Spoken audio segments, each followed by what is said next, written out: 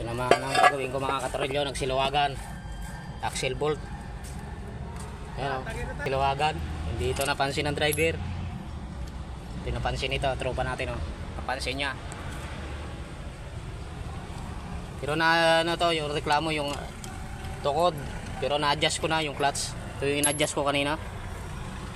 So, ngayon lang napansin. Luwag ang mga axle bolt. Siluwagan mga katrolyo. So, delikado to. Muntik lang na kung hindi to napansin. Sigurado to, magkahulog-hulog to sa kalaglagan to sa biyahe. Hanggang sa hindi na tumakbo. Kasi pag nahugot tong axle, kahit kabila lang, hindi na to tatakbo.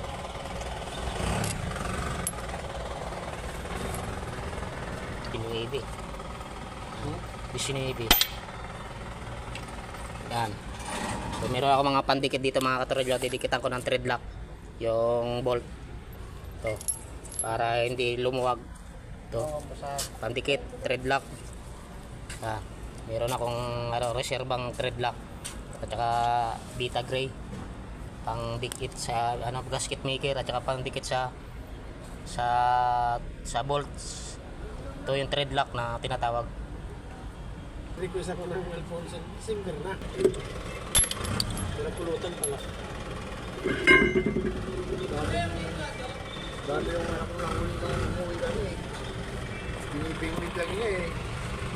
Umuwi din dyan sa... So, didikitan to ng Beta Gray at saka thread lock.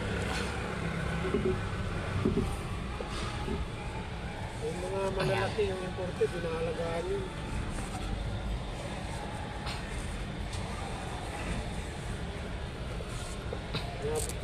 Kalating kilo ang isa nun. Sa grotto, sa simbahan. Diba pagpunta sa simbahan, Meron ba yun? nandun ang may palinggi paglinggo dun. Yung mga wala, yung linggo lang yun. Tingling ko lang. Yung nakabili mong Black Bonanza. Itim. Yung kuha lang niya yung pula. Wow.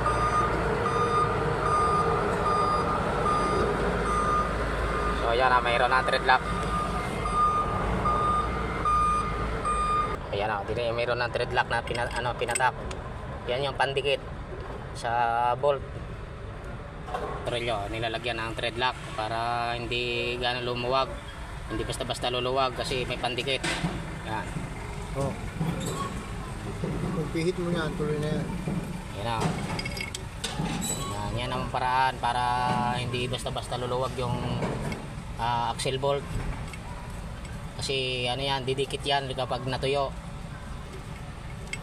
So, kamuntikan lang mga katrolyo. Kung hindi napansin to, sigurado to pag biyahe.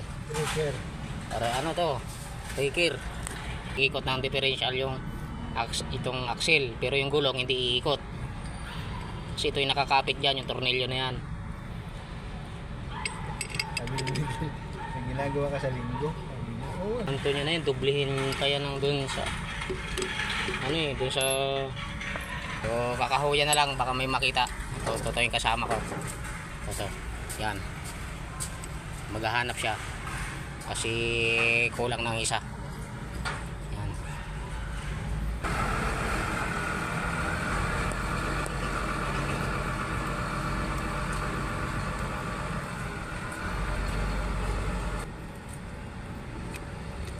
Yan, may pandikit na mga katrolyo. So hindi na yan basta-basta naluluwag.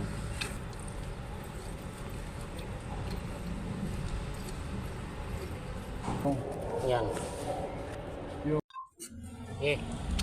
Higpitan na lang yan mga katornilyo.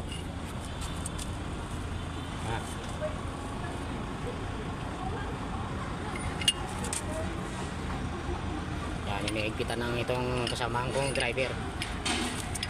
Okay. Ipa-final na nahigpit.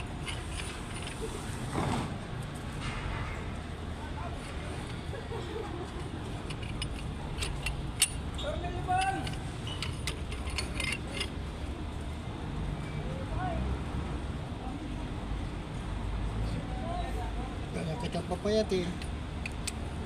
Laki. Sigurado, para akong jackpot ako. Para ako tumama sa luto.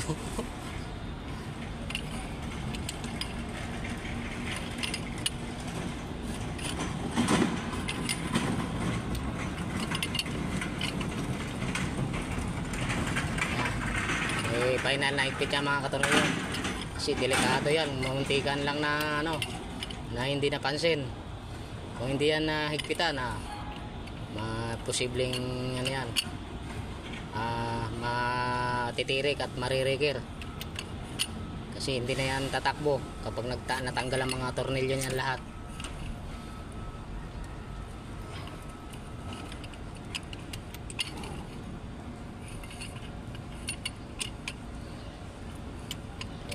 Tornilyo, higpitan ng kasama kong driver.